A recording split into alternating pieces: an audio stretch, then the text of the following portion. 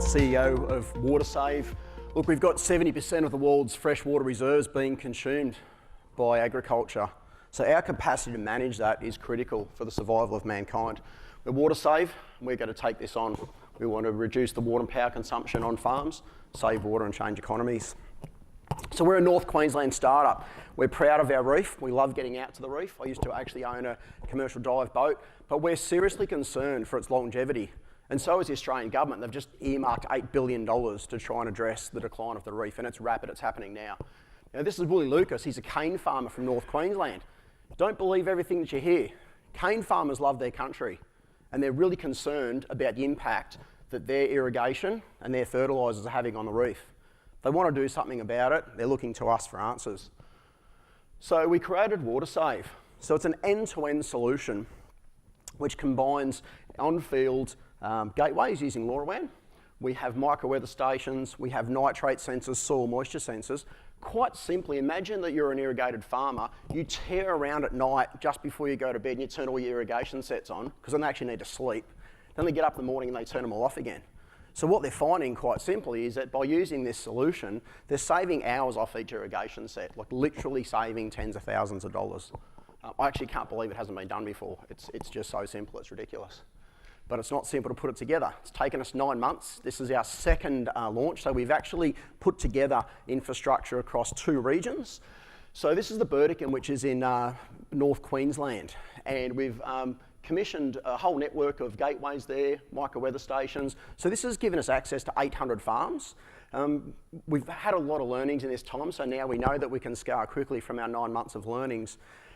But most importantly, what we've realised is that there's a lot of fear around data, and there's a lot of fear around big companies. So actually being a startup provides us with a bit of an unfair advantage, which we're quite excited about. So they just click on any one of those locations. It gives them heaps of data. I won't go into the details too much, but what I will say is we've got 2 entry points to market. So one is just selling the gateway direct to farm, but this was actually, our customer was the regional group, that's the members group for the farmers.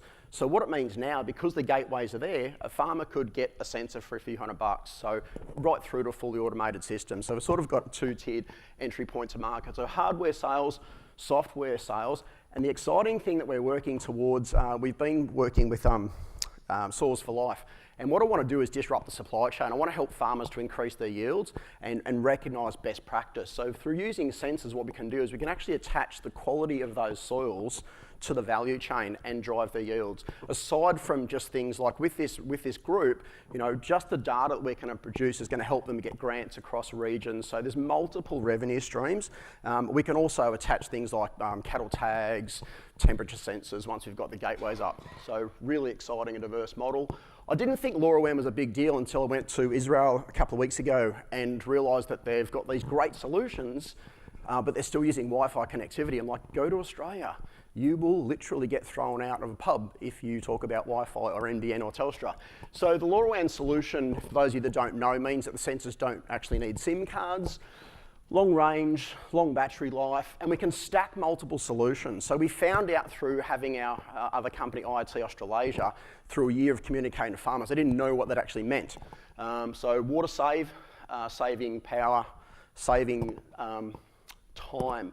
So we've actually got a distribution deal that we're setting up at the moment across Australia, New Zealand and South America. That's Willie. He is, just realised he's saving 20% on his costs currently, but more importantly, getting his time back and getting his life back. So thank you very much for your time. Thank you very much. Well done. All right, questions from our judges.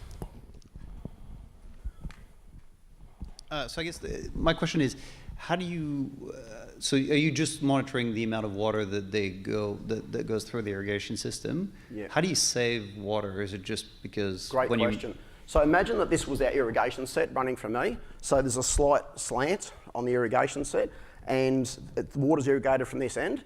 They run along, they drive in their cars miles and miles and miles in the afternoon, turn all the irrigation sets on, go to bed, wake up and turn them off. The sensors down that end of the paddock pick up when it's sufficiently irrigated. Right. So literally just by using actuators and shutting those valves off, or they wake up in the morning, like Willie rang us the other morning, wake up at 4:30, goes, oh, no, it's not irrigated yet, I'm just going to sleep in for another half an hour. Like, just so simple. So it's not just saving time, like he's going to take 1 unit cost off his farm, that's 50 grand a year. But he's like, Damian, I'm 46, I want to take my wife on a holiday. I want to take a day off. So you said you've now got access to 800 farms through the conglomerate. How many of those farms are actually using and have taken up the service? Yeah, so they've all got access. What we're doing, and we've tried like a year of different markets and different entry points. So what we've done now is we've sold the solution to the birding and productivity services. So the farmers now get micro weather stations. So even the 70-year-old farmer that says, screw you, I'm retiring in 3 years, I'm never going to buy you, is going, oh, this is interesting, I can see what's happening on my farm right now. So we've got 3 farms that we're building fully automated solutions for at the moment. And then, as you probably know in the ag industry, they look over the fence and see someone saving time and money. And now we're committed to duplicating that across another 10 regions really quickly, setting up the network with the micro weather stations, and then using it. Basically, we can sell just like a single end of row. So it's like if you're scared that this isn't going to work, like there's a sensor for $250, put that in your field, and you can just jump onto our software, and you can just measure that one single row.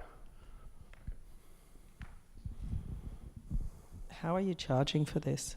Yeah, good question. So we have sold the solution to the regional members group, which I won't discuss the price for that. But what it means is that individual farmers might just buy a single sensor for $250, right the way through to a fully automated system up to $70,000. So the farmers are calculating that their savings are going to be between 20 and 40% because they'll knock down the labour costs and the reduction in their power and water costs. Is there an annual sort of... Yeah, so currently we're charging $55 a year connectivity, and what we want to do is just, all our assumptions have been blown out of the water in the last year. So as we're working with our reseller groups, look at the revenue model is going to work in each region. So whether it's more upfront, because some farmers will go, mate, I'm not paying you every year, like you can get stuffed. We go, no problems. This is what it saved another farm, what's it worth to you? So we're just not going to be so rigid in how we approach each market. So I heard you say reseller a couple of times, so you're going through a reseller group? So we've gone direct over the last 9 months and done hundreds of community halls to get those learnings. So we're talking to Ruralco right now about setting up a reseller arrangement. We're also working with AgriFutures and want to work with basically agronomists in each region and look at a profit share model. And what's the biggest pushback you get from farmers once you install? Fear of who's going to see their data. Sorry, say again? Fear of who's going to see their data. Right. So the fact that we're a startup, we actually earned their trust. Yep. They've had terrible experiences with people like CSIRO, universities they're afraid of. So it's just like you have to earn their trust. Okay, great. So given you've got a great North Queensland accent, is this scalable outside North Queensland? You've got obviously very trusted... We're launching in South America with our South America partner through SproutX. Yeah. That'll be happening in about 8 weeks. Great, thank you very much.